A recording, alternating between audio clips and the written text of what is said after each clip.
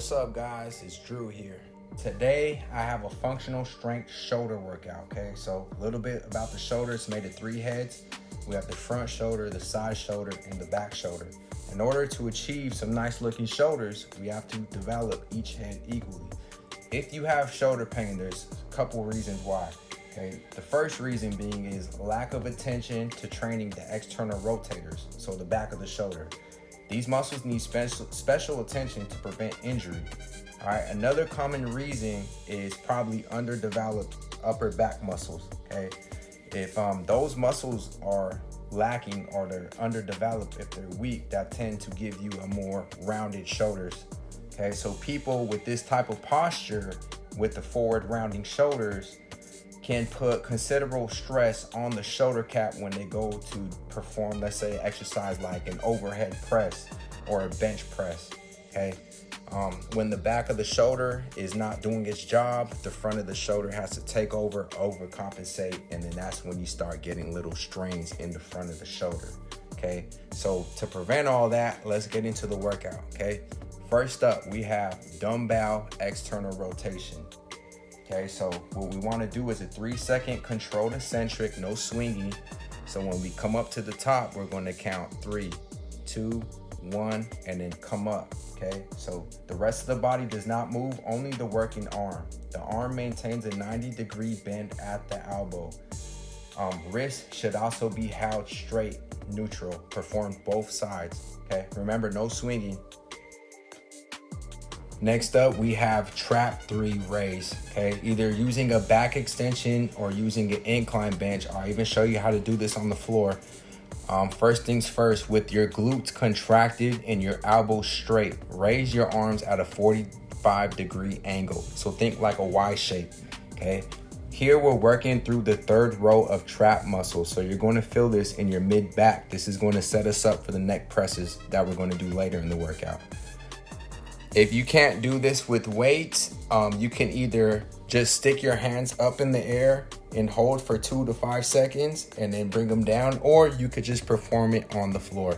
And I'll show you how to do that right now. Okay, so here's me doing it on the floor. I'm just going to raise my legs, raise my hands in a 45-degree angle. I'm going to hold for 5 seconds, then come back down to the floor. Okay, just think like you're Superman flying through the air. Hold for 5 seconds. Come back down. Up next, we have dumbbell pullover. Okay, so using the cross bench setting will set us up for the most potential to get shoulder mobility. So get the dumbbell onto your chest, press it off with a triangular grip, slowly lower the elbows slightly unlocked. Okay, elbows are going to go below the shoulders without raising the hips. That's a great mobility target for shoulder mobility. This exercise is going to help with back health, shoulder health, and even neck health. Okay, there's no rush with this one. This is a long-term transformer. Hey, if that's too intense for you, then get it on the wall, and you can even do this with just body weight.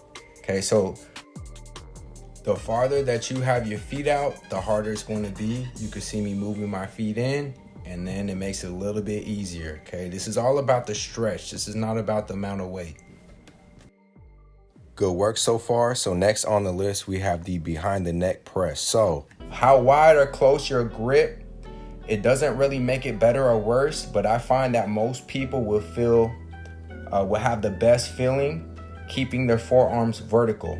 So not too close, not too wide. Okay. Now, because your elbows are flared out during this exercise, most of the work is going to be done by the lateral head. Okay, the side of the shoulder.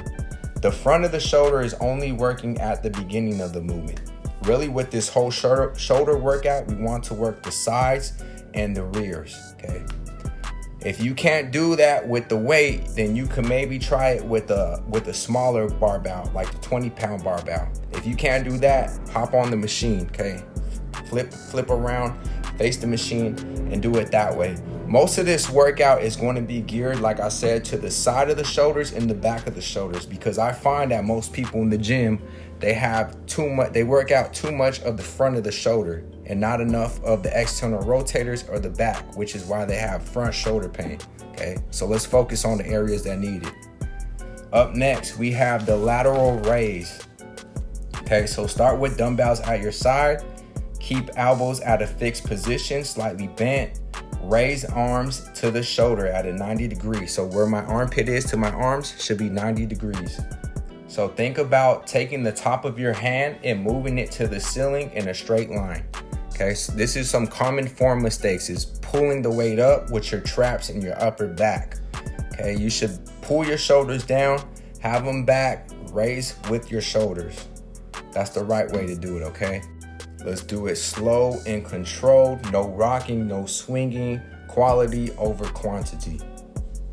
Up next, guys, we have a low pulley face pull. So grab a low pulley system where the cable is coming down at an angle, okay? Pull the rope and roll to your neck, to your mouth, within that area, with elbows slightly elevated.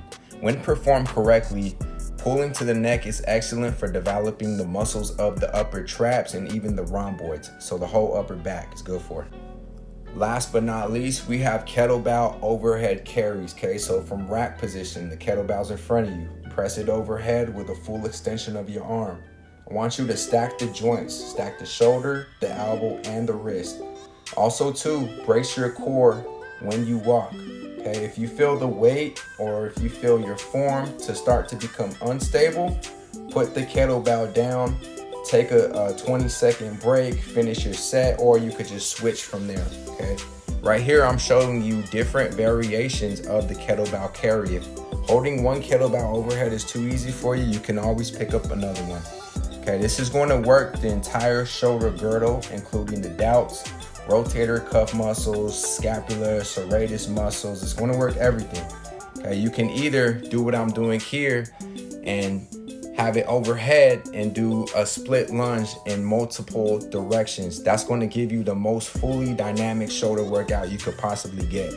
Okay, all these different directions, your shoulder is working to stabilize that weight overhead. Okay, so if you can't do that one, just do a simple overhead carry. That's all I got for you guys though. Like, comment, subscribe. Give me more ideas, man. It was fun. Have a good one, guys.